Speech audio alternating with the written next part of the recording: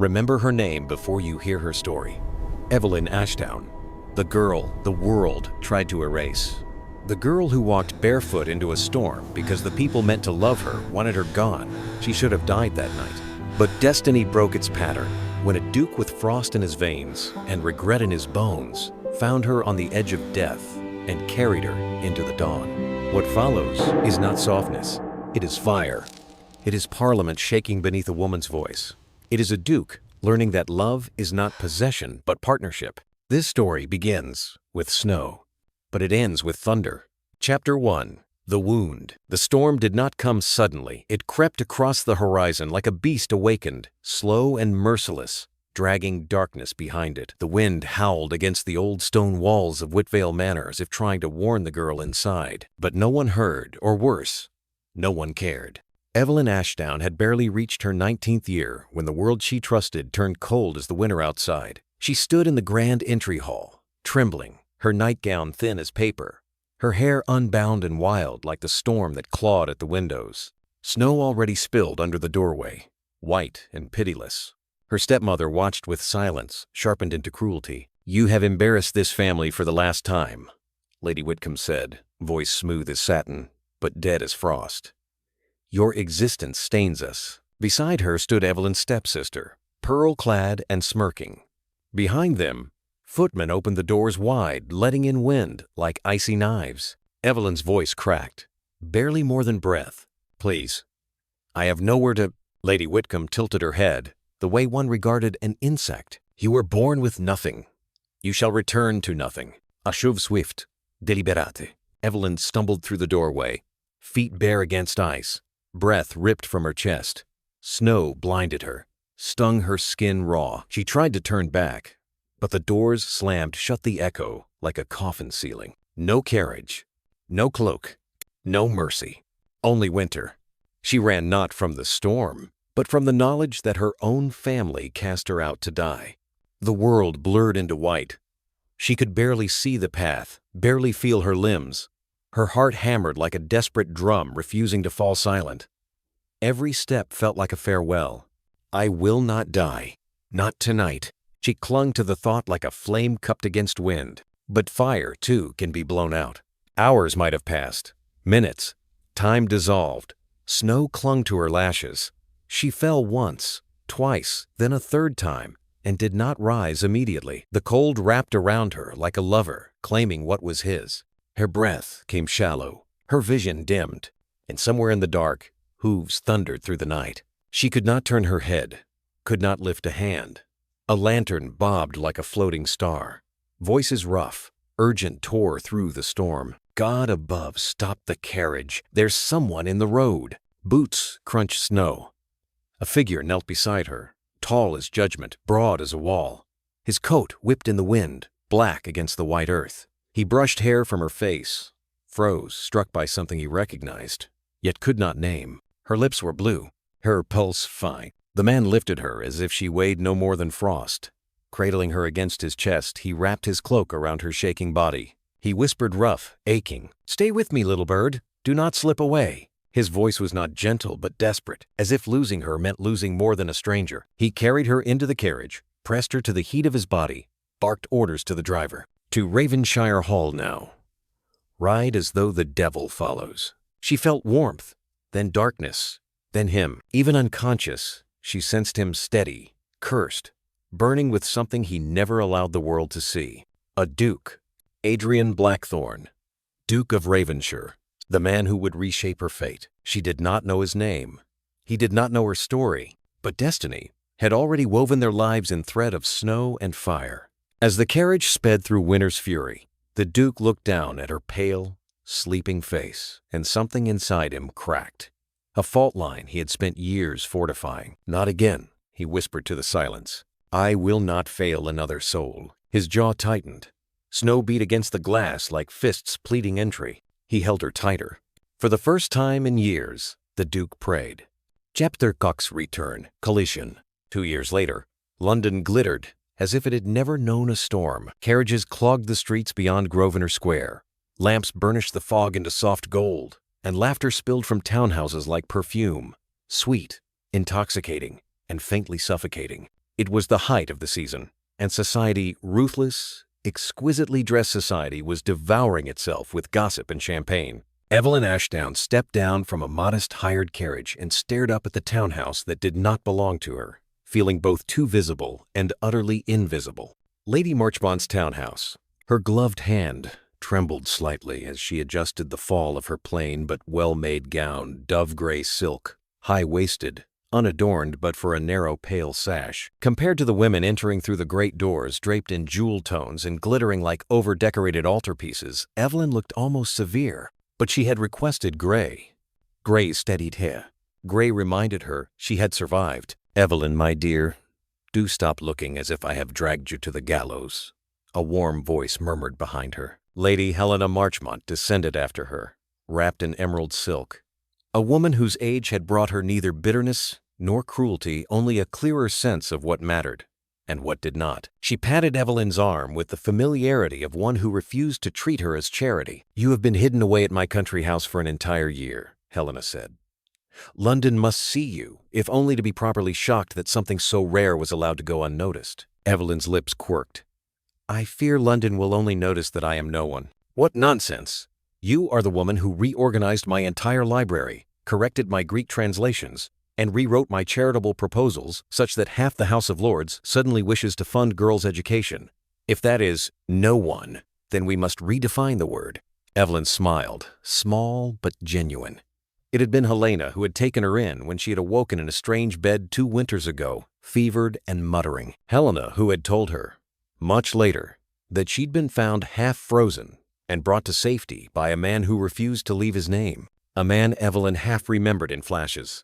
A warm chest, rough wool, the scrape of a jaw against her temple, a low, fierce voice commanding her to live. Sometimes she woke with his scent still lingering in her mind. Tobacco, horse, winter air, and something darker, regret, perhaps, if regret had a smell. But she had never seen his face. "Remember," Helena murmured as they approached the entrance, "you attend tonight as my guest, not my poor relation, not my hired secretary, not my charity case. My guest. Walk like it." Evelyn straightened. The movement was subtle, but deliberate.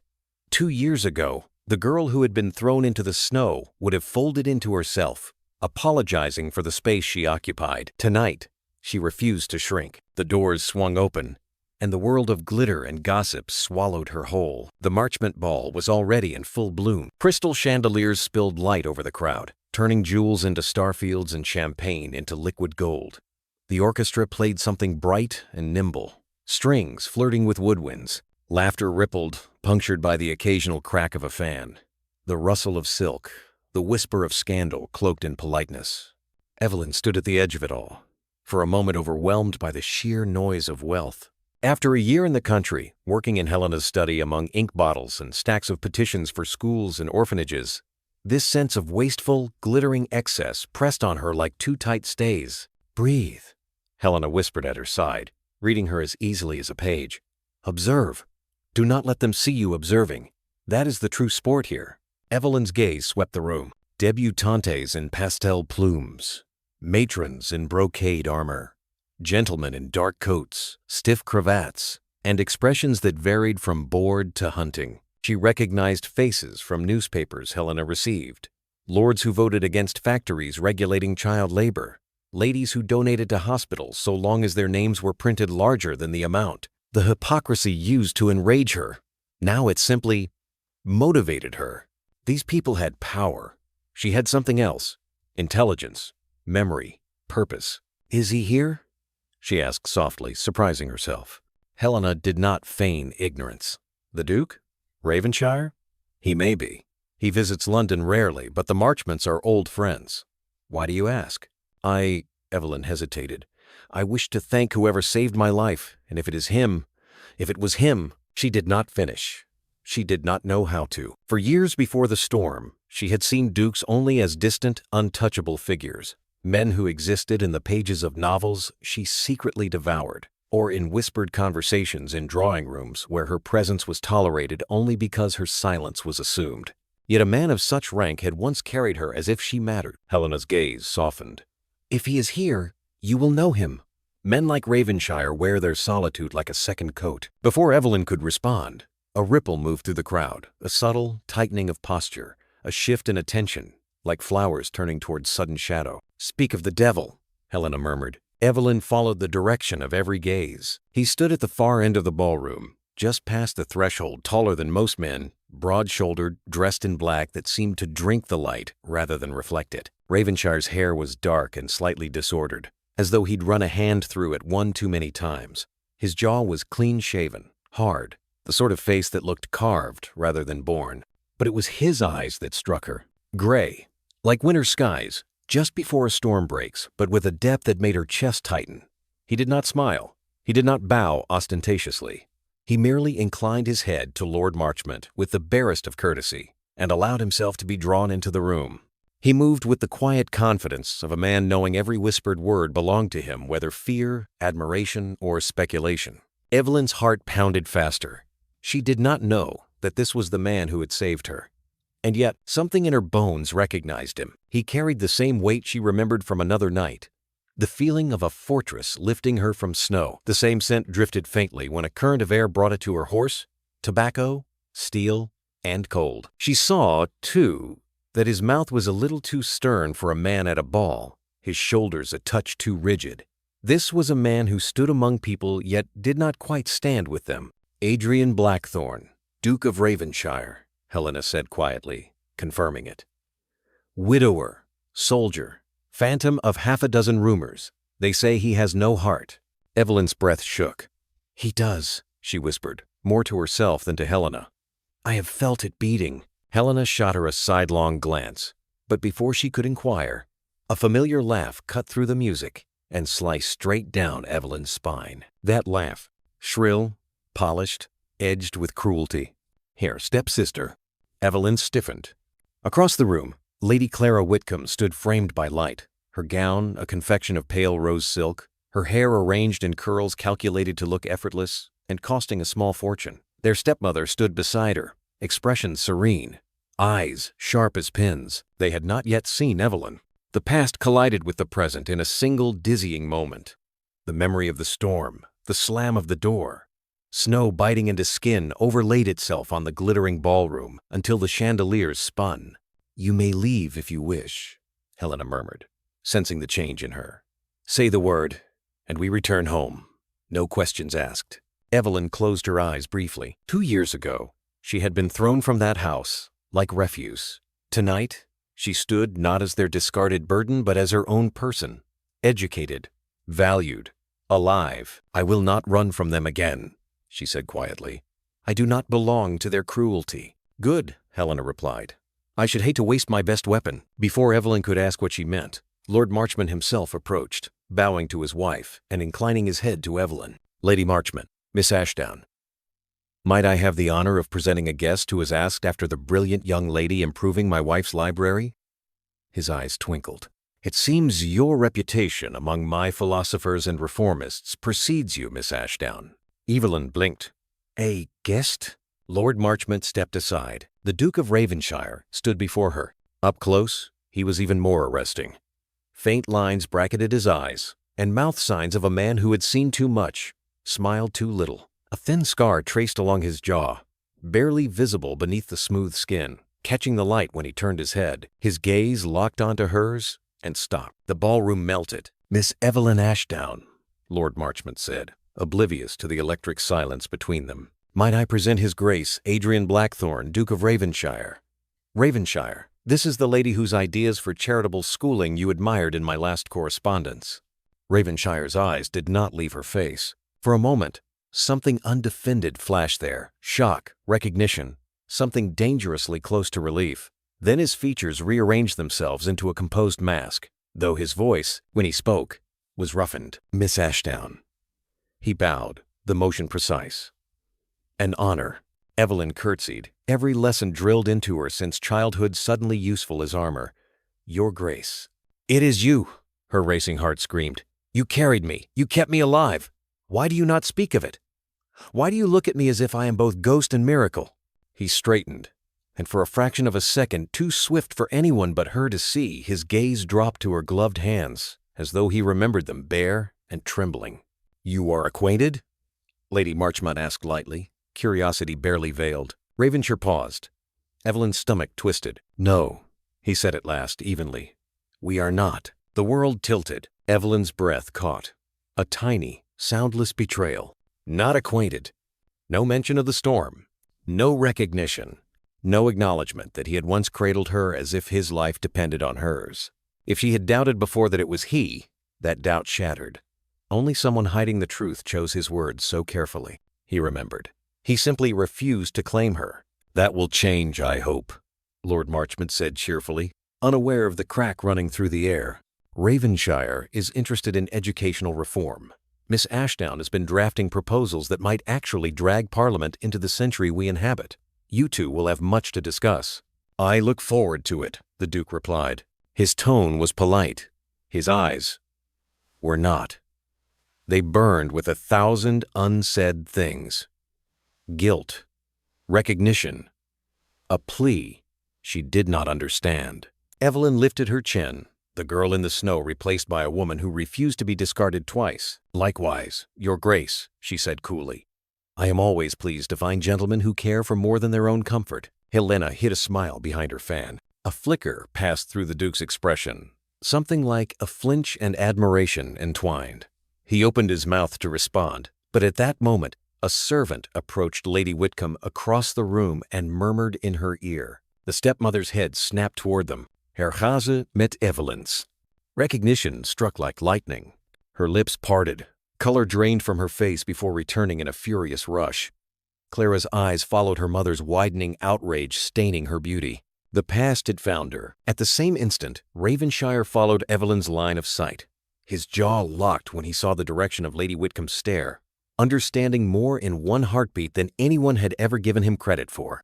In that electric moment, Evelyn caught between the woman who had cast her into the storm and the man who had saved her, but chose silence. The orchestra changed tunes, couples flooded the floor, and Lord Marchmont, oblivious to the brewing tempest, clapped his hands together. "Excellent. The waltz. Ravenshire, you must claim a partner before every mother in the room devours you whole." He turned with a genial smile. "Miss Ashdown, would you—" But the Duke was already speaking, his voice low but unmistakably firm. "If Miss Ashdown will allow it," he said, eyes fixed on her, "I should like to claim this dance." The ballroom seemed to hold its breath. Evelyn felt Lady Whitcomb's shock like a physical force across the room. Her stepsister's fan snapped shut, the sound like a pistol. Evelyn looked up at the man who had once carried her through death's door and now pretended not to know her yet, claimed her, before all of London, for the most intimate dance in the room. Her heart pounded. To accept was to step into danger. To refuse was to yield ground to the woman who had tried to kill her. Evelyn placed her gloved hand in his outstretched one. "Very well, Your Grace," she said softly. "Let us dance." And as he led her onto the floor, every eye in the ballroom followed, including the ones that wanted her dead. Chapter 3.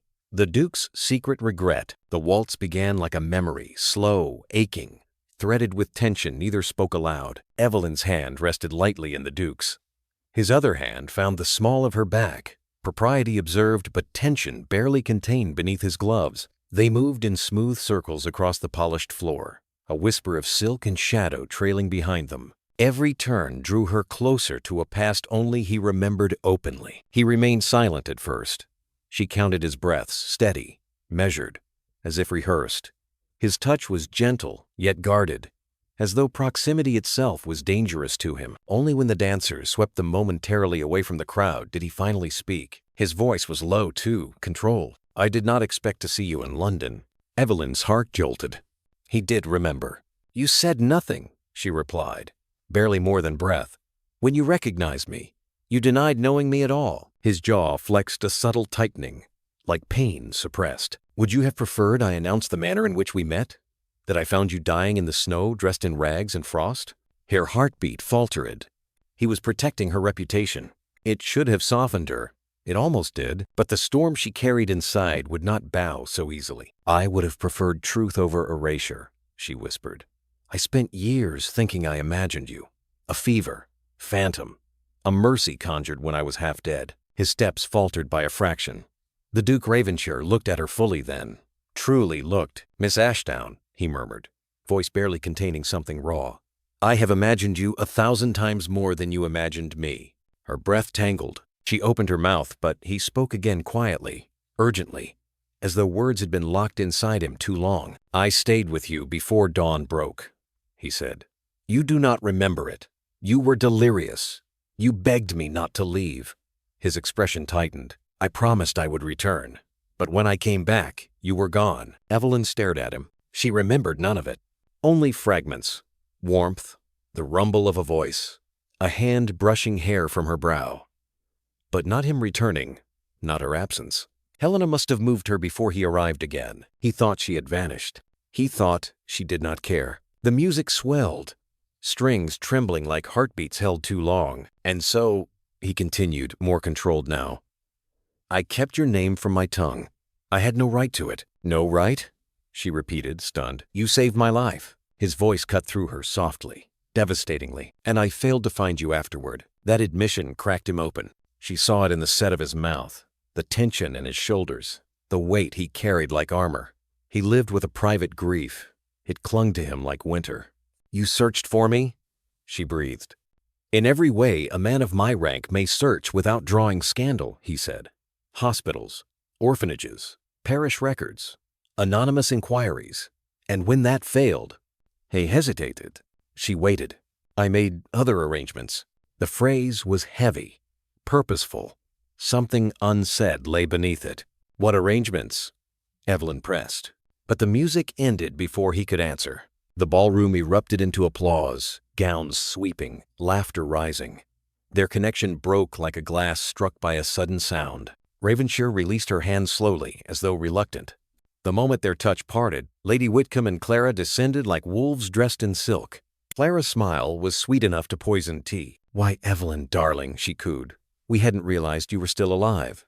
Whispers snapped around them like brittle ice. Alive. The word struck like a match. Ravenshire's expression hardened cold steel behind aristocratic politeness. His hand hovered near Evelyn's arm, a gesture of protection he did not enact, but could not hide. Lady Whitcomb inclined her head to the Duke. "Your Grace, a pleasure to see you in London. I was unaware you kept company with our former family complication." Her tone made complication sound like disease. Evelyn's heartbeat was ice and fire intertwined.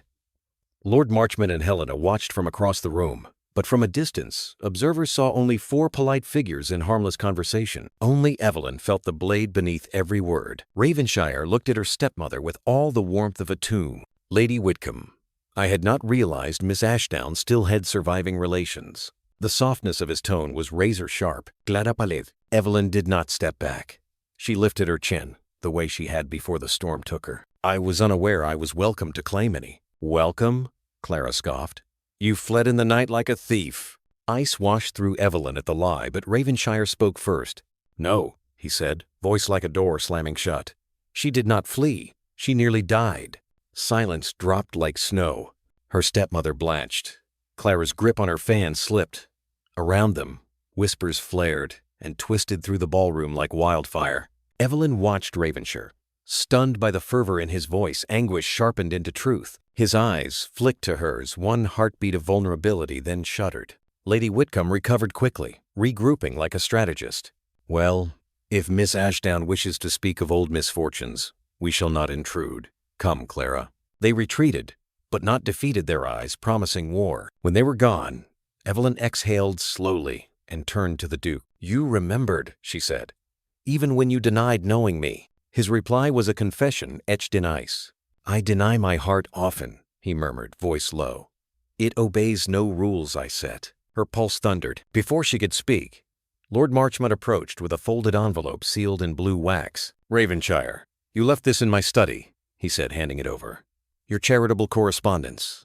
I believe you requested anonymity?" Evelyn's gaze snagged on the seal. Blue wax, the same that marked donations to Helena's orphan schools, and to girls' academies, and to the fund that rebuilt housing for poor widows. Ravensshire accepted the letter without looking at it. He looked at Evelyn.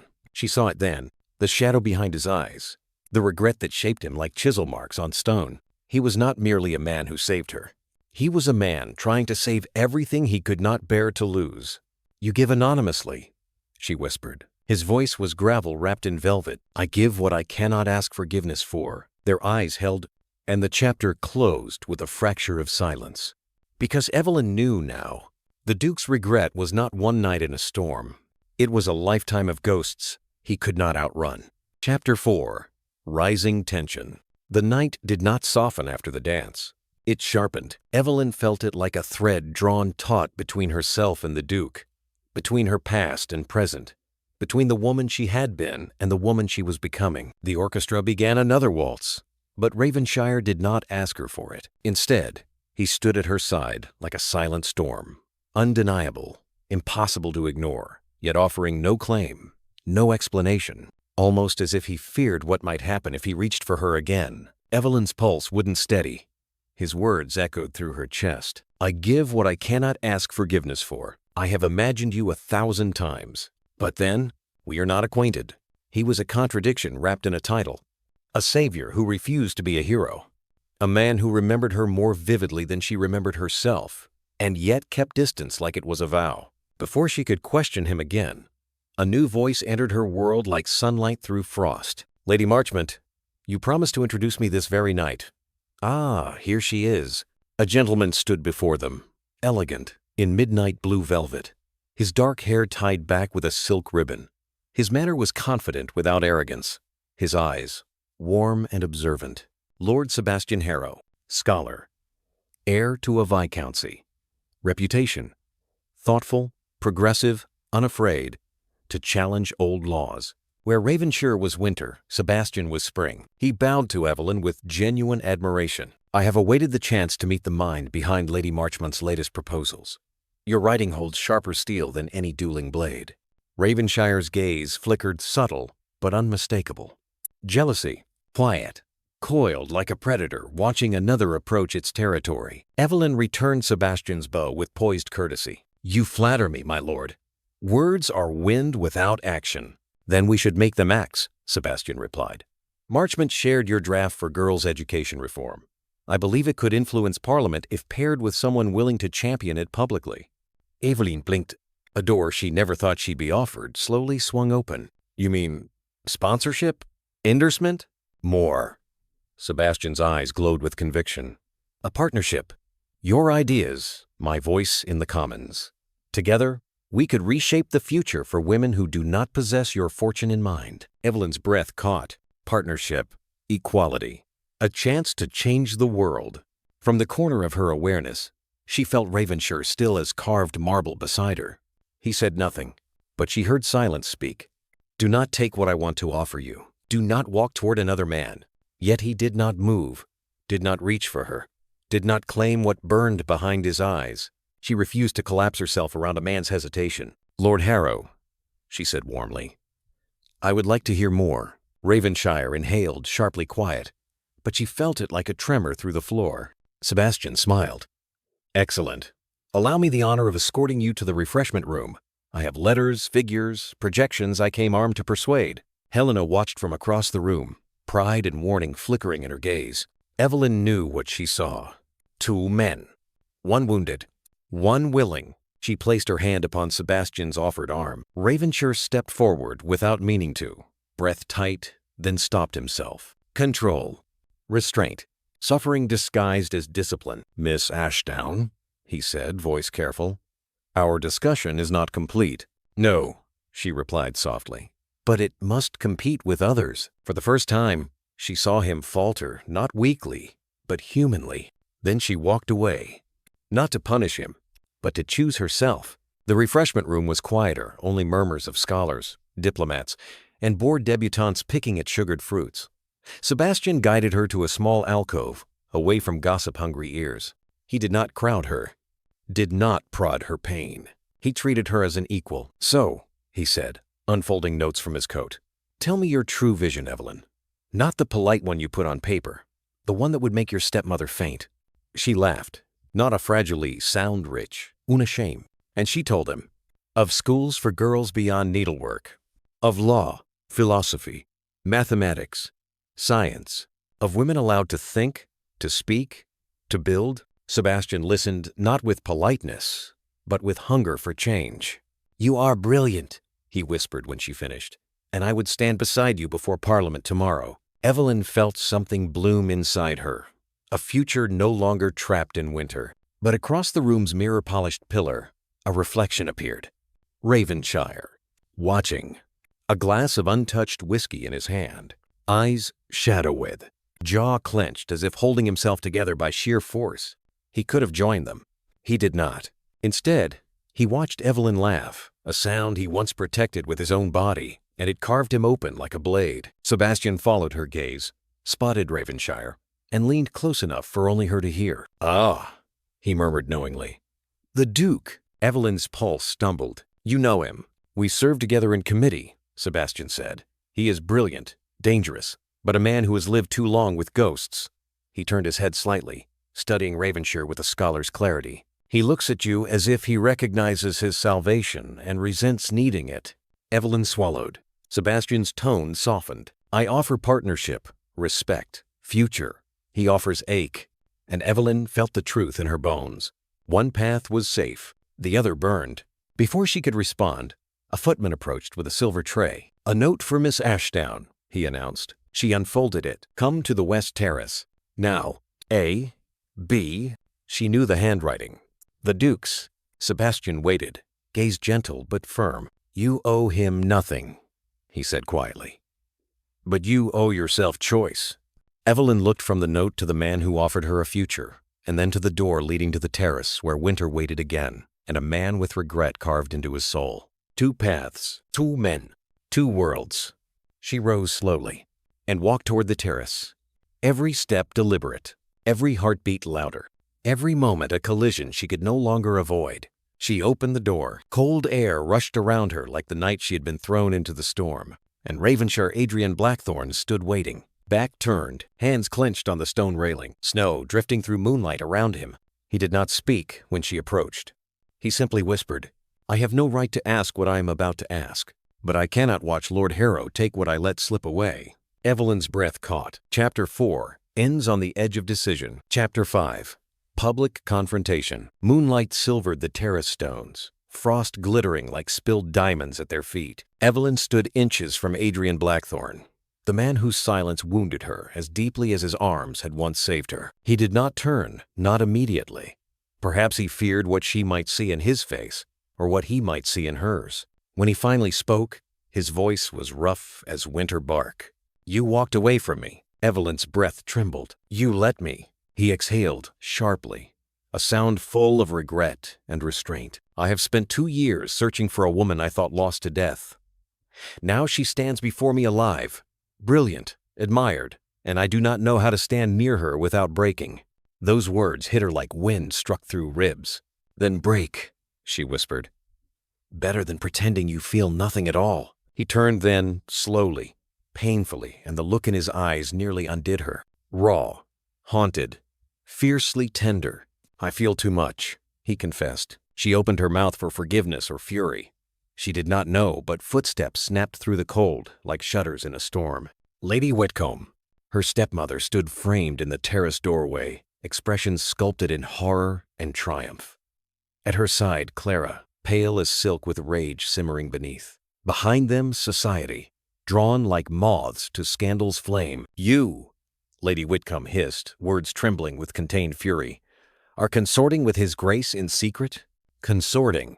The word dripped like poison. Evelyn stepped forward, calm as a blade's edge. "I was invited to speak with him, nothing more." But her stepmother smiled, a smile Evelyn remembered from childhood, always preceding punishment. "London will not believe that." She turned her voice to the watching crowd.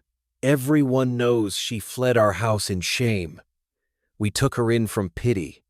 And now she returns to ensnare a duke with impropriety. Lies cloaked as virtue." Evelyn felt her throat tighten not with fear, but fury long denied. "I was cast out," she said, voice steady, clear enough for the crowd.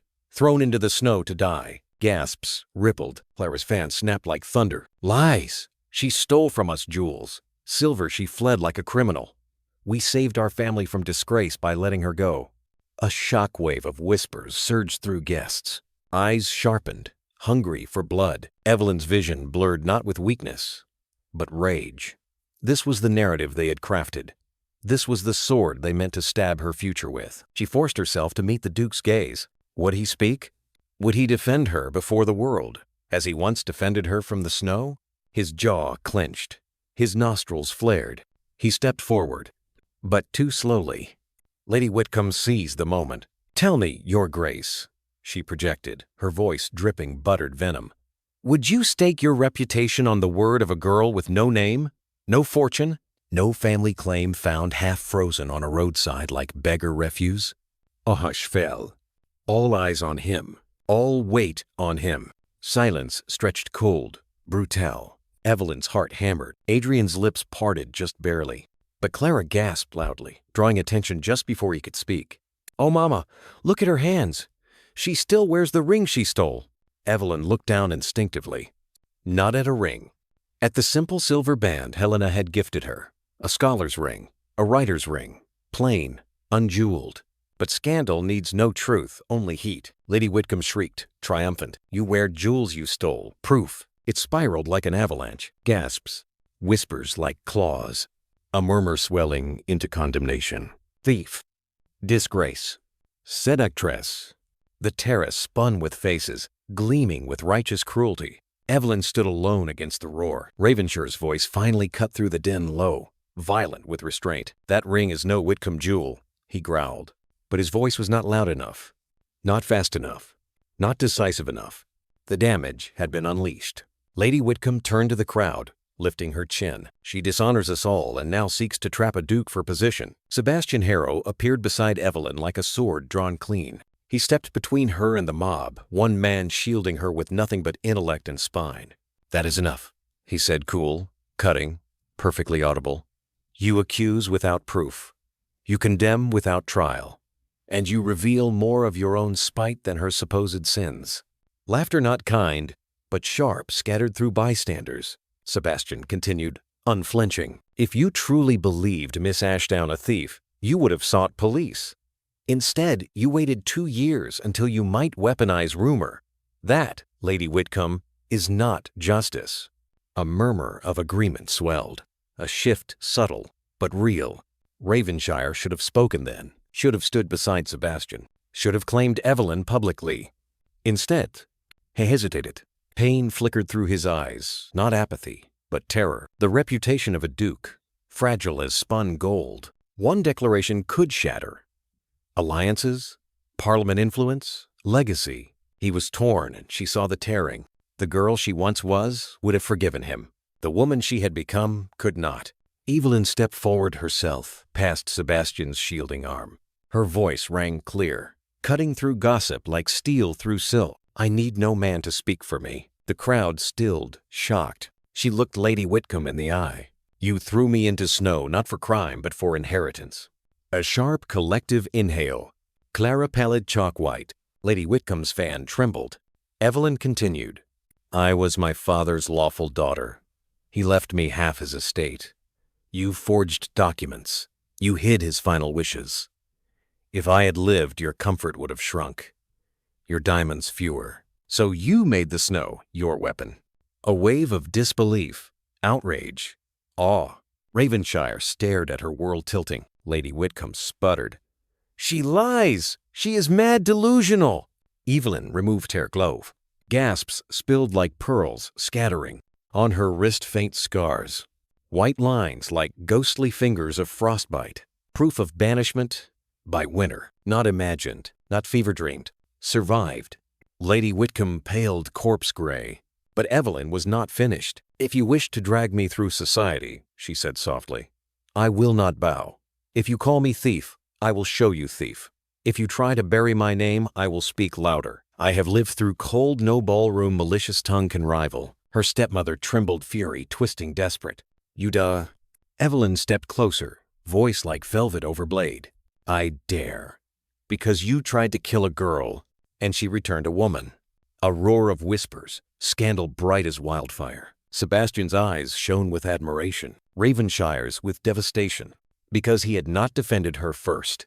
She turned from her stepmother, from the terrace, from the frozen moment hovering like judgment, and walked back into the ballroom, spine straight as sword steel. Every face watched her pass. Some shocked, some impressed, some terrified. Behind her, Ravenshire remained in the cold, haunted by the woman he saved, and the woman he failed tonight. His whisper barely broke the night. I should have stood beside her. But regret was no longer enough. Chapter 6. Revelations. London did not sleep that night. By morning, the scandal had galloped through drawing rooms, tea tables, and gentlemen's clubs with the speed of unleashed hounds. Evelyn Ashdown, once the forgotten girl, was now the subject of every whispered conversation. Some called her tragic. Some called her dangerous. Many called her brave. But one truth cut deeper than gossip. The Duke had watched, and he had not stopped it soon enough. Lady Marchmont's townhouse was unusually quiet when Evelyn descended for breakfast. She expected Helena sharp-eyed, formidable, ready to strategize. Instead, she found Sebastian Harrow standing by the window, coat unbuttoned, sleeves rolled back slightly as though he had been pacing. He bowed, sincere as ever. "I came early," he said. "Forgive the imposition." "You are no imposition, Lord Harrow." He studied her gently. "You spoke with courage last night. You held a blade of truth without trembling." "I trembled afterward," she admitted. "As one should." He smiled faintly. "Fear does not diminish bravery. It proves it." She looked away, but Sebastian stepped closer, his voice lowering. "I must ask, are you well? Society can be cruel beyond measure, especially to women who do not bow as expected." Evelyn hesitated. Yesterday she would have answered yes, strong, unshaken. Today, she felt heavy with the cost of survival. "I am standing," she said. "Perhaps that is enough for now." Sebastian nodded as if he understood more than she said. "I came because I fear this is only the beginning. Lady Whitcomb will not retreat. She will seek allies. She will twist every word you utter." "I know," Evelyn replied quietly. "And the Duke?" Sebastian's voice paused delicately. "He should have defended you sooner. He wanted to. It was visible on his face, as pain is visible in a wounded horse." Her breath stilled. To hear another man speak of Ravenshire with sympathy unsettled her. "You think him broken?" she asked. Sebastian's expression softened. "I think him unfinished." Before she could respond, footsteps sounded in the hall, measured, heavy, as if every step carried regret. The air shifted. Evelyn felt him before she saw him. Ravenshire. He entered like winter, through a doorway tall, controlled, presence filling the room. Sebastian bowed politely. Evelyn did not move. "Miss Ashdown," the Duke said, voice low. "May I speak with you alone?" Sebastian glanced at her. He did not interfere. He only offered, "If you wish me to stay, I will." Evelyn looked between the two men, one steady as spring, one storm-scoured and raw. She lifted her chin. "I will hear him." Sebastian nodded once and withdrew. The door closed. Silence expanded like breath held too long. Ravenshire remained still for a long moment, as though words were battles he had not yet won the right to fight. "I failed you last night," he said at last, voice heavy and unadorned. "Not years ago, not in the snow. I failed you publicly, when you needed me most." Evelyn's throat tightened. "Then why did you not speak sooner?" His answer cut sharp. "Because the truth is blade-edged, and I feared to wound you with it." She stared, stunned by the paradox. "I would rather bleed from truth than suffocate under silence," she whispered. He flinched, actually flinched. Then he crossed to the hearth, reached into his coat, and removed a stack of envelopes bound with ribbon. Blue wax his seal. He placed them before her. "Letters," he murmured. "Everyone written to you. None sent." Her breath left her entirely. She opened the top letter with trembling fingers. "I returned to the room where you had been. The sheets were still warm. I felt mad to have lost you twice." Her pulse stuttered. The next letter. "I searched every parish registry. I bribed clergy. I asked midwives, servants, barkeepers. I followed rumors like starving wolves." The next. "If you live, I pray you are safe. If you died, I pray God forgives me for letting you slip through my hands." Her vision blurred. Her heart, a fragile thing, fractured and expanded at once. "How long?" she whispered. 2 years. "Why hide this from me?" His answer was not noble, not gentle. "Because I was ashamed." Evelyn lifted her gaze slowly. She saw him then not as Duke, not as rescuer, but as man, haunted, hungry, grieving a girl who stood alive before him. "I feared," he continued, voice raw. That if I claimed you too soon, I would ruin you. That society would call you my charity, my mistake, rather than the woman who survived death without me. He stepped closer. You deserved your own triumph, not one borrowed from my title. Her breath trembled. And yet, she whispered, I needed you last night. Not as Duke, but as the man who carried me through snow while death reached for me. His eyes shone storm-torn mercury. I know, he said, and I was too slow. Silence. Heavy, beautiful, unforgiving. Evelyn closed the letters. Not rejecting, not accepting. Your regret is carved deep, she said softly. But regret is not redemption. He bowed his head, voice breaking open. Tell me how to atone. The question was both plea and surrender. She did not answer with softness. You must stand beside me publicly, not as savior, but as equal. He swallowed. And if equality means losing you to another man? Her heartbeat jolted. You fear Lord Harrow. His jaw tightened. I fear his gentleness, his clarity, his ability to give you a future without blood or frost. Evelyn absorbed that in silence. Then she stepped closer, one breath between them. You once rescued my life, she murmured, but you do not own it. If you wish a place in my future, earn it. He looked gutted and grateful. Then I will fight, he whispered. For you? For the woman you are, he corrected softly. And the world you intend to build. A knock snapped the moment. Helena entered, eyes bright with urgency. The Tun demands an audience this evening, she announced. Lady Whitcomb spreads new lies. They will convene at Cavendish Hall. If Evelyn does not defend herself there, she will be socially executed. Ravenshire went rigid. Evelyn steadied her breath. I will not hide, she said. Helena nodded. Then we prepare. Tonight will decide everything. Ravenshire stepped forward, hesitating only once. May I stand with you? Evelyn looked at his letters, his scars, his ghosts. Not forgiveness, not surrender. A possibility. You may walk behind me, she said, until you earn the right to stand beside me. His breath left him like prayer, and Evelyn walked from the room straight-backed, unbroken, toward a night that would test all three hearts. Chapter 7. The Rival's Offer. By evening, London was a cauldron. Carriages choke-lined Cavendish Hall like a siege. Chandeliers blazed above silken gowns and polished boots. Society had gathered not for music, nor for merriment, but for judgment. Evelyn Ashdown entered on Lady Marchmont's arm. No yevils, no feathers, only dignity as her adornment. Her dove-gray gown flowed like quiet thunder through the assembled elite. Conversations broke mid-breath.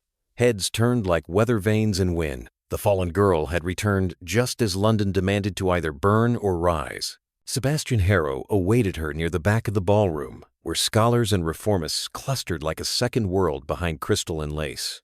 He inclined his head, admiration bright in his gaze. We stand ready, he said softly. If you allow, I will open the floor in your defense. Evelyn studied him. Gentle, steady, no wounds hidden behind ice.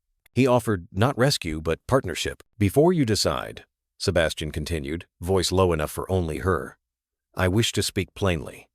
If I speak tonight, it will not be as your advocate, only but as your future. Her breath caught.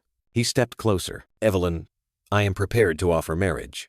The world hushed in her pulse. He did not rush. He did not tremble. He spoke the way a man does when certainty roots deep. You and I, he said, could reshape society, build schools, reform Parliament, heal what cruelty has broken. Together, not as lady and protector, but as allies, partners. He held her gaze, warm with promise. Your mind is fire, and I would not smother it. I would fan it. Her heart still bruised from winter and longing ached with the possibility. A life without begging for belief. A life where intellect, not trauma, defined her. A life where love was offered, not earned through suffering. Sebastian's voice softened. You owe the Duke nothing. Not the girl you were, nor the woman you are now.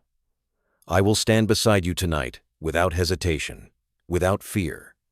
Not because I saved you, but because I see you. Before she could speak, applause rippled at the ballroom's entrance. The Duke had arrived. Adrian Blackthorne appeared not in shadow or restraint, but in full force. Midnight coat, silver-embroidered waistcoat.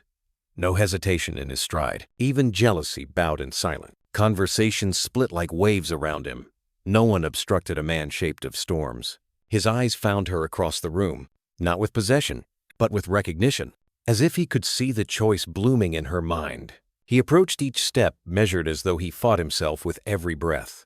When he reached her, he bowed not as a duke to a debutante, but as a man to a woman he could lose. "Miss Ashdown." She curtsied, controlled. "Your Grace." He glanced at Sebastian. "The Viscount has spoken with you." Evelyn lifted her chin. "He has. And he has made you an offer." "He has." His jaw tightened, though his voice remained even. "And your answer?" She held both men in her gaze. Sebastian's steady spring. Adrian Living Winter. She was not choosing a man. She was choosing her future. "I will speak after tonight," she said. "Not before I stand in my own name." Ravenshire breathed like pain and reverence together. Sebastian nodded, respectful. "You shall have it." A hush rippled as Lady Whitcomb ascended a small dais near the orchestra. Clara beside her, rosy, trembling, venom, sweetened with fear. Tonight's spectacle was poised. Lady Whitcomb clapped lightly. "Ladies, gentlemen, we gather to assess the reappearance of Miss Evelyn Ashdown and the allegations surrounding her departure from our household." Like a blade gilded in sugar, Evelyn walked forward alone. The ballroom parted like a sea. Her voice rang clear. "You speak of my departure. I speak of my exile." Gasps stirred the golden air. Lady Whitcomb's smile sharpened. "You accuse your family?" "I state facts," Evelyn replied. "I was cast out in winter without shoes, without cloak, without coin. No crime, no sin, only inheritance." She let silence breathe. Then she removed folded parchment from her reticule. "My father's will, the true will, not the forged one." Gladder's knees buckled. Lady Whitcomb stumbled only slightly, but enough. The room tasted blood. "My father left me half his fortune," Evelyn said, "half his estate, but I was convenient only if silent, so they made the snow my grave." The ballroom exhaled in horror. Lady Whitcomb shrieked. "Forgery! Lies!" Sebastian stepped forward. "I have seen documents, witness signatures, legal inconsistencies." Support murmured. Then Ravenshire stepped forward too. His voice cut like thunder. "And I gave funds anonymously to Evelyn's education and recovery. If she is a fraud, then hold me accountable as well." Shock detonated. Gasps, whispers, stares like struck flint. He had risked reputation, power, legacy, not by pleading innocence, but by tying himself to her truth. Evelyn's heart pounded like storm. Lady Whitcomb's face twisted disparity. "She seeks to trap men into defending her first. Your Grace, now Lord Harrow. A thief, a temptress, a parasite." Adrian moved then not to shield Evelyn, but to stand behind her, silent, unwavering, not savior, support. He had finally learned. Evelyn stepped forward alone. "Do parasites build schools?" Her voice trembled with fire. "Do thieves draft laws for women to read, vote, live? I was left to die, but I lived, and I will not apologize for breathing." The ballroom erupted, half outraged, half in awe. In that moment, Sebastian took her hand, not as possession, but solidarity. "Stand with me," he murmured. "We will change the world." Behind her, Ravenshire's voice was softer, broken by hope. "Give me the chance to earn your standing. Two men, two futures, one of logic and progress, one of passion and redemption." Evelyn's answer formed like dawn in her chest. But before she could speak, a voice from the crowd cut through. "Let her speak at Parliament." Another. She should address the nation. Excitement surged. Society had not condemned her. It wanted to witness her rise. Tonight she was no longer exiled girl. She was Evelyn Ashdown, storm-born, fire-made. The choice awaited. Chapter 8, Heroes Humbling. The ballroom surged like a storm-swept sea. Applause, outcry, shock. Evelyn stood at the center of it, no longer victim, not yet victor, while two men waited like diverging destinies. Sebastian Harrow, his hand still holding hers lightly. Adrian Blackthorne, Duke of Ravenshire, standing behind her like midnight at her back. The crowd's hum was alive, electrical, ravenous for climax. Lady Whitcomb had not surrendered. Clara trembled but stood defiant beside her, eyes wide with humiliation and hatred. "This spectacle," Lady Whitcomb cried. "This girl manipulates you all, twists grief into pity, misfortune into fame." Evelyn's composure did not falter, but the room strained. One more breath and it would shatter. Sebastian inhaled to speak. But for the first time since that snowy night, Adrian moved first, not to overpower, Not to claim. To kneel. Gasps ricocheted off marble and chandelier. A duke, kneeling in a ballroom. Before the girl society had tossed aside, it was unthinkable. And yet Adrian did not waver. His knee touched polished stone. His bowed head reflected the chandeliers and fractured halos. Every whisper died. Slowly, deliberately, he lifted his gaze, storm-gray eyes meeting Evelyn's, unmasked, unshielded. "If I am to walk behind you," he said softly, voice breaking like thawing ice, "then let London see me there, not as savior, not as master, but as man humbled by the woman he wronged." Evelyn's lungs froze. The hall fell silent as snowfall. Adrian removed his gloves and placed them on the ground before her feet.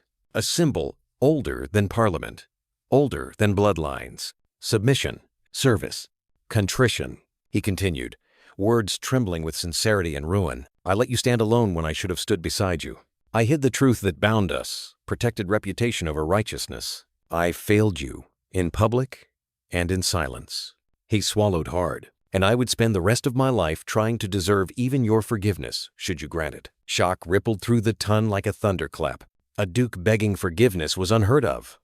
A duke kneeling for a woman without title? A revolution of the heart.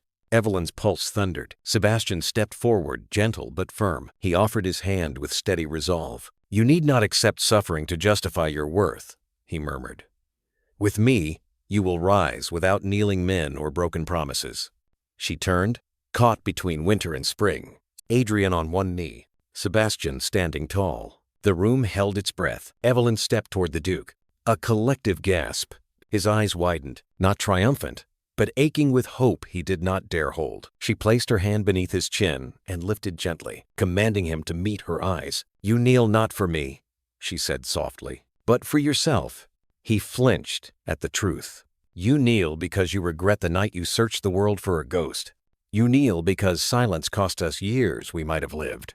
You kneel because you fear love more than loss."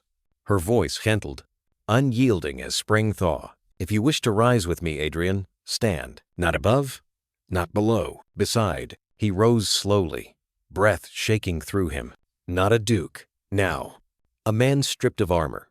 Across the ballroom, Lady Whitcomb's veneer cracked. "This is madness," she shrieked. "You all would trust the word of a frost-bitten girl over mine?" Sebastian turned to her, calm as bladelight. "No," he said. "We trust her courage over your cruelty. Her scars speak louder than your silk." Adrian met Sebastian's gaze, pain and gratitude intertwined. Evelyn stepped between them, not choosing yet, but commanding space neither man was allowed to dominate. "I will speak before Parliament," she declared, voice ringing like a bell. "I will fight for schools, for women, for truth. And whichever man stands beside me must do so not as protector, but partner." Adrian bowed his head. Sebastian placed a hand over his heart. The ballroom exhaled lightning.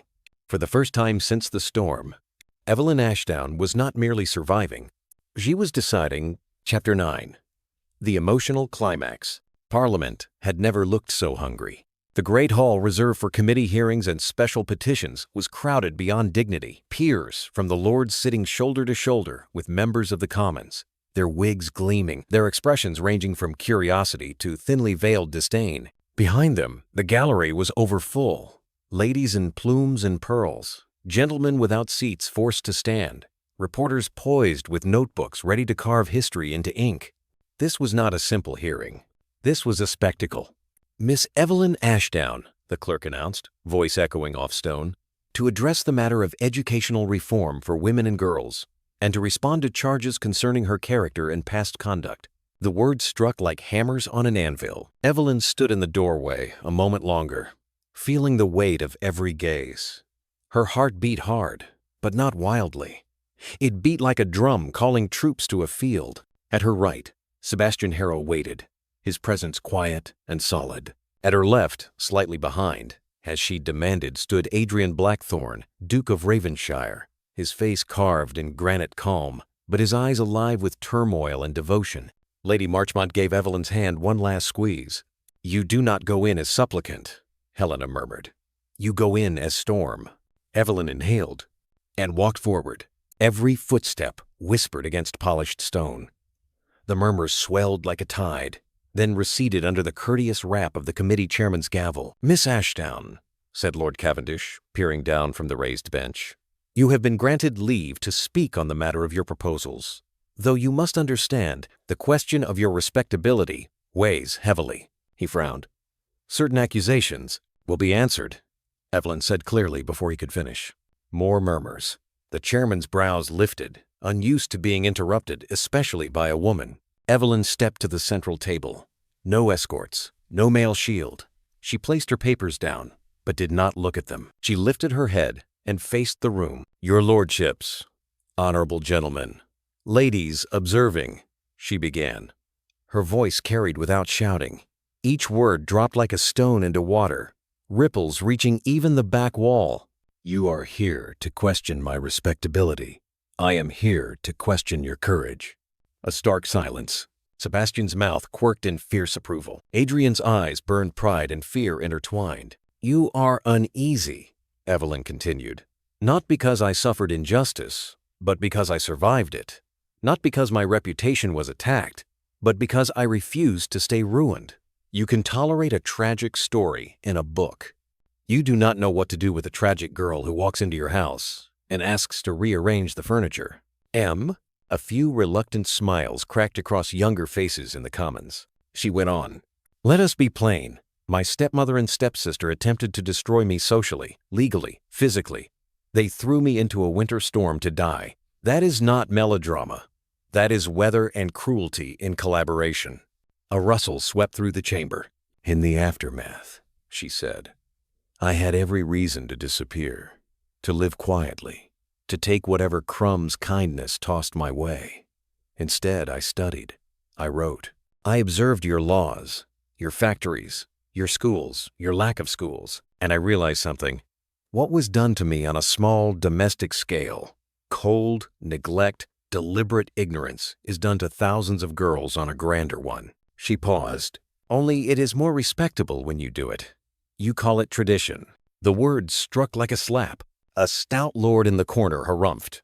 "Miss Ashdown, you tread dangerous ground in accusing—" "I accuse no individual in this room," Evelyn said calmly. "I accuse a habit of seeing girls as temporary creatures, hearts to be prettily broken, hands to be married off, mouths to be silenced. You are more terrified of an educated woman than of an empty-headed son." Laughter startled, uneasy, broke in the gallery. Lord Cavendish's mouth twitched, despite himself. "My character is under trial," Evelyn said.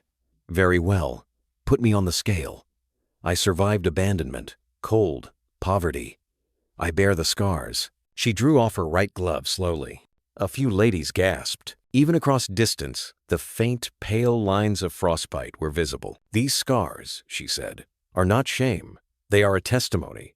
I was inconvenient, and so I was discarded. Many girls bear invisible scars for the same crime, being inconvenient to the comfort of those above them." Her gaze cut across the crowd and found Lady Whitcomb and Clara sitting in the gallery, expressions rigid with fury and fear.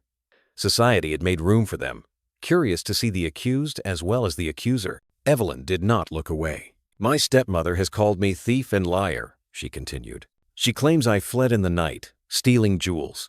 If I were the liar she is, I would invent a nicer story than they left me to die. It is not a flattering tale, but it is true. And truth, though less elegant than gossip, is stubborn." Someone snorted in approval, quickly stifled. "My father's true will has been produced and reviewed by counsel," Sebastian interjected smoothly from his seat among the Commons, rising to hold up a copy. "Its authenticity has been verified.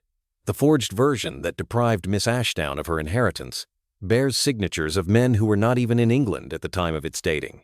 A sharp intake of breath swept the hall. Evelyn inclined her head in thanks, but kept her focus forward. "So," her voice lowered, gaining intensity, "you may call my family's behavior monstrous. It is. But it is not unique. It is only a more dramatic expression of what you already permit. A world in which women's lives are disposable when they obstruct comfort, profit, or pride." She let that sink in. "Education," she pressed on, "is not a favor we grant girls. It is a debt we owe them. An educated girl is not a threat. She is reinforcement. She can think. She can work. She can defend herself. Perhaps if I had been taught the law, I would have recognized the forged will sooner. She looked squarely at one row of older lords. Or perhaps you prefer women who do not notice crimes committed at the writing desk. A few men shifted, collars suddenly too tight. Evelyn drew a breath that seemed to pull the entire room into her lungs. I stand here with no title, no vast dowry, no army of brothers to challenge duels on my behalf. I stand here with only my mind, my scars, and the stubbornness not to die when I was told to. If that makes me unrespectable, then I suggest your definition of respect has rotted. A stunned hush. Lady Whitcomb, desperate, burst from her seat. "This is outrageous," she cried. "She seeks to remake society in her image, to teach women to defy their husbands, to desert their families." Evelyn looked up at her, unflinching. "I seek to teach women to think," she said. "Those who fear thought have clearly built their power on sand." Laughter and murmurs of approval broke out now, harder to suppress. Lord Cavendish rapped his gavel, but even he could not entirely hide the glint in his eye. "Miss Ashdown," he said, "you have made your opinions vigorously known. But what of your own life? Will you accept the patronage offered? Will you attach yourself to a name that might shield you from the very forces you challenge?" There it was. The question beneath every question. Which man? Which future? Sebastian rose slowly. "I renew my offer publicly," he said. "I will sponsor these education bills. I will marry Miss Ashdown if she wishes it, and I will never ask her to mute that brilliant tongue of hers." There was a swell of admiration, especially from younger members in the gallery. Then Adrian stood. He did not move to the center. He did not raise his voice above what was needed. "I am Adrian Blackthorne, Duke of Ravenshire," he said. "I have more to apologize for than most men in this room, and less right to speak." That caught them. A duke admitting fault? They leaned forward. "I once found Miss Ashdown dying in a snowstorm," he continued, each word precise, controlled. "I carried her to safety. I ensured her care. Then I failed to discover her whereabouts, and for 2 years, I lived with the belief that I had lost her to my own negligence, that I had not done enough, not been enough, to keep her from harm." He swept his gaze over the assembly. "When she returned to society, I recognized her, and I remained silent, thinking to shield her from scandal by not reviving old rumors. That was cowardice dressed as strategy. Last night, when her character was attacked, I spoke too late." His eyes found Evelyn's raw with pain.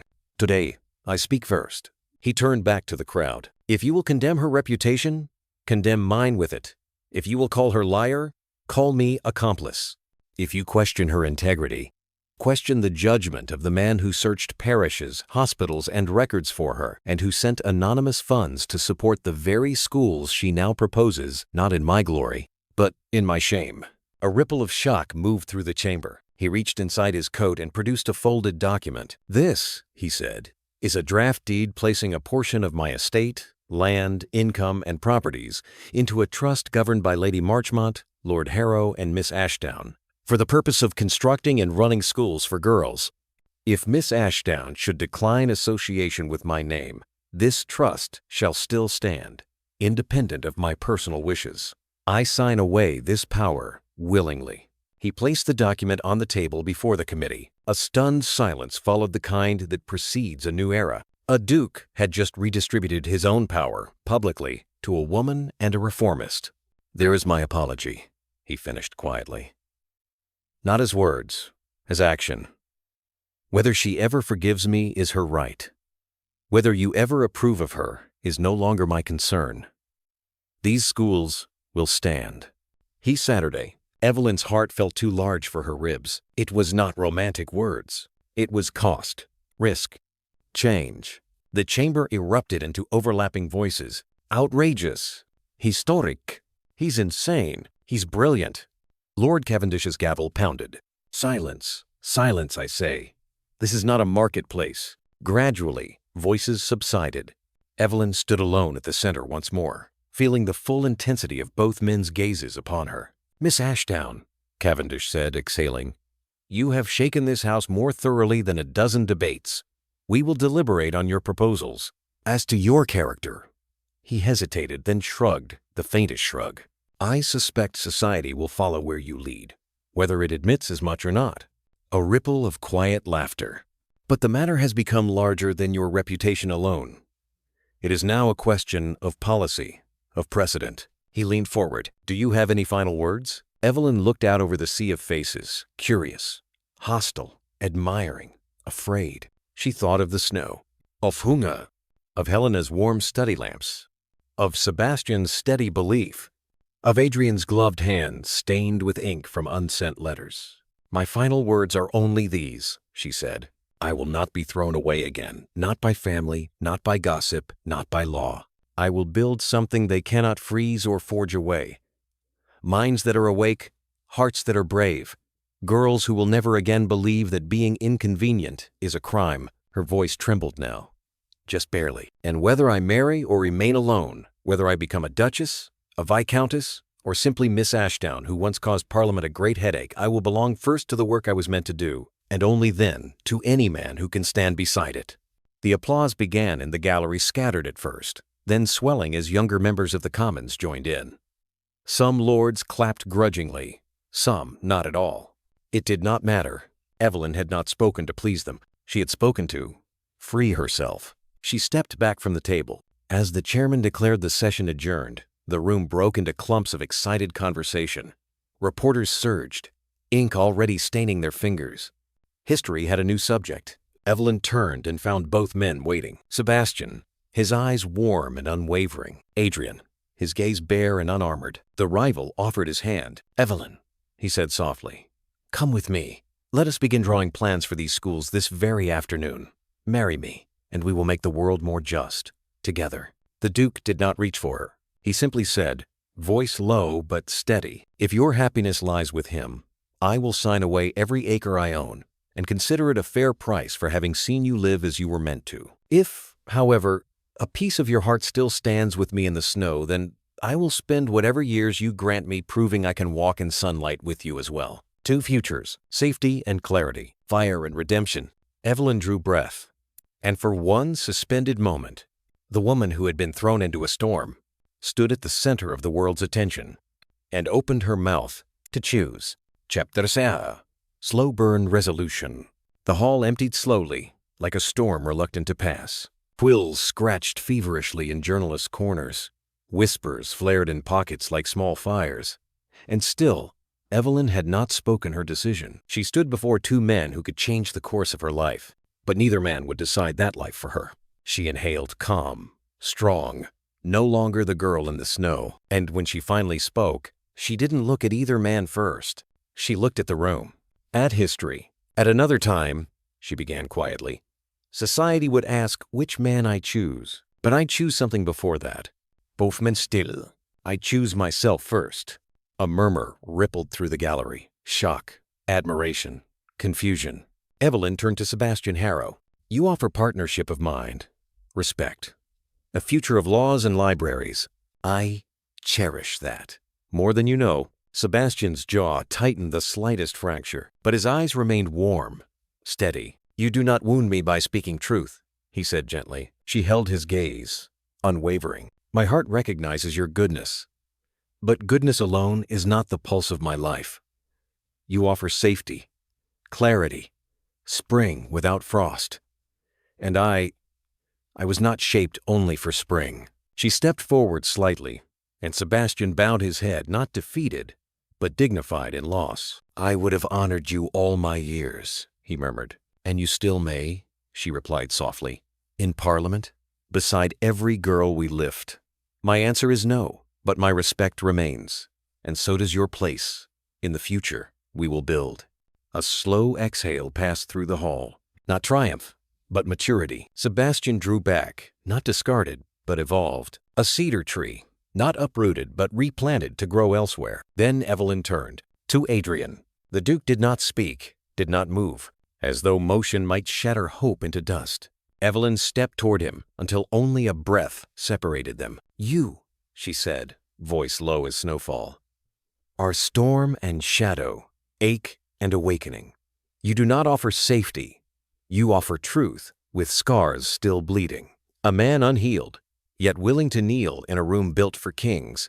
He swallowed once. I never asked you for perfect, she continued. Only present, only honest, only beside me. Adrian's breath trembled, winter breaking. Evelyn drew herself tall. "If you wish to walk with me, there are conditions." He nodded, almost fiercely. "Name them." Her voice was clear, steel-lined. "First, I am not a jewel to be polished or displayed. I am a mind, and I will work. Teach, build these schools. Your title will not swallow my voice." "Never," he swore. "Second, my purpose will not dim beneath love.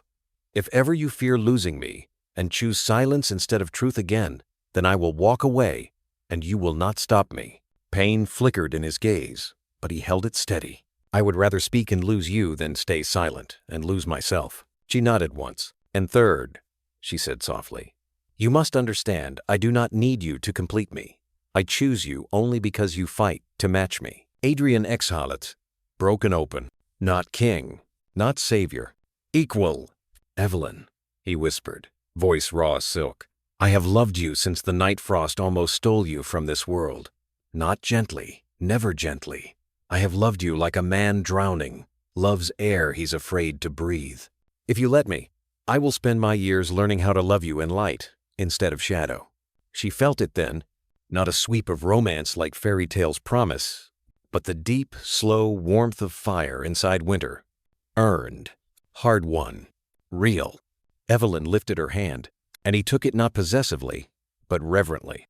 Around them, the world shifted. Partnership, not rescue. Love, not ownership. Society watched, not sure whether to cheer or fear such a future, but they would adapt, because she would make them. Evelyn turned to the chairman. "My schools will open within the year," she said, "with or without noble blessing.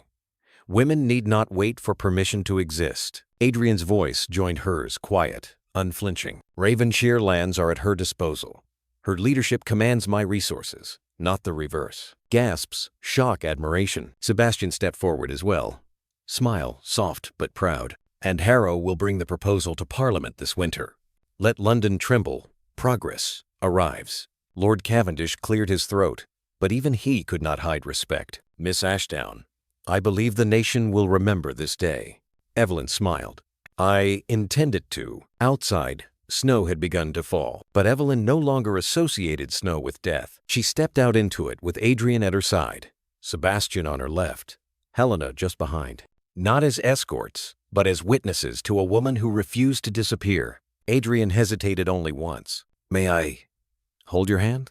She offered it, not as fragile thing, but as equal. And under the falling snow that once tried to kill her, she chose not to be saved, but to walk forward with someone willing to rise with her. Chapter 11 Epilogue. Spring arrived in London with shy blossoms and hesitant warmth, as though even the seasons held their breath to see what Evelyn Ashdown would do next.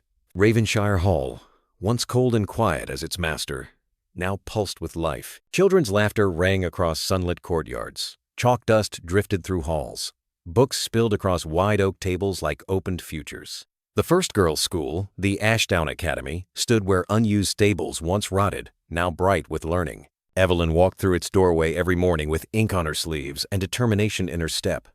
She taught literature, history, rhetoric, philosophy, subjects once reserved for sons and heirs. In every classroom, light caught on faces that only months ago were destined for domestic silence. Today, a little girl of 10 raised her hand and asked, "Miss Ashdown, will girls ever vote like men?" Evelyn smiled, kneeling so their eyes aligned. "If girls learn to think," she said gently, "they will not beg to vote.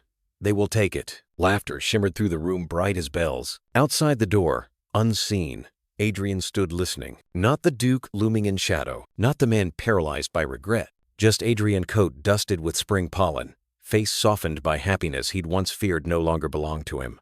He watched Evelyn teach with awe, not possession, as if every word she spoke rewrote the boundaries of his heart. Sebastian Harrow visited occasionally, now a friend, not a rival. He stood in Parliament with her proposals in hand, shaping debate and policy with calm brilliance. They had not chosen romance, but they had chosen the same revolution.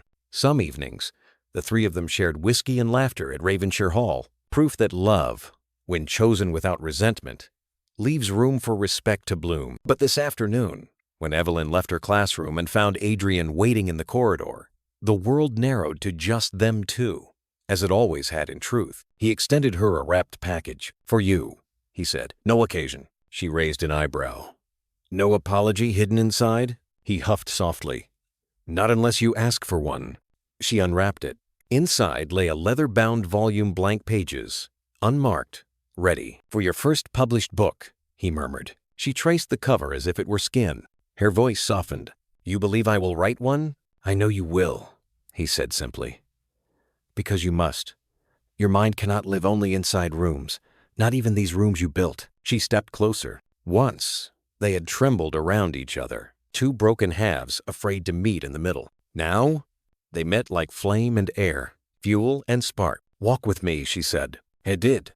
Through gardens where snowdrop flowers bowed like courtiers, along paths where once only winter lived, to the terrace where the girl in the snow first whispered back to the world. They paused there, wind soft as fingertips against their skin. Adrian spoke first. "I still dream of that night," he confessed quietly.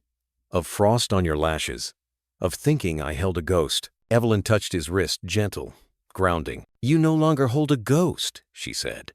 "And I am no longer a girl waiting for death or rescue." He nodded slowly, reverently. "You are a woman who commands futures." She smiled, a thing bright as dawn. "I choose a future with you, not as refuge, as counterpart." His breath trembled like prayer escaping. "And I choose you," he whispered back, "not as penance, as miracle." No dramatic kiss, no sweeping music, just two souls who had walked through winter into spring, side by side, matched in stride, neither leading, neither following. The snow that once tried to bury her now fell only in memory, a pale ghost behind sunlit leaves. Evelyn rested her head briefly against his shoulder. "We write the rest from here," she murmured. He laced his fingers with hers, careful, steady. "Yes," Adrian said, "chapter by chapter." Below them, girls read books aloud with voices like bells, ink-stained hands raised high as liberty, a new world already unfolding. And in the hush of early afternoon, with the scent of lemon blossom and chalk, Evelyn realized something with gentle certainty. She had not been saved by a duke. She had saved herself, and he simply walked the road she built. Together. The end. A slow-burn love earned, not granted. Power woven with tenderness. A life not rescued, but chosen. Always chosen.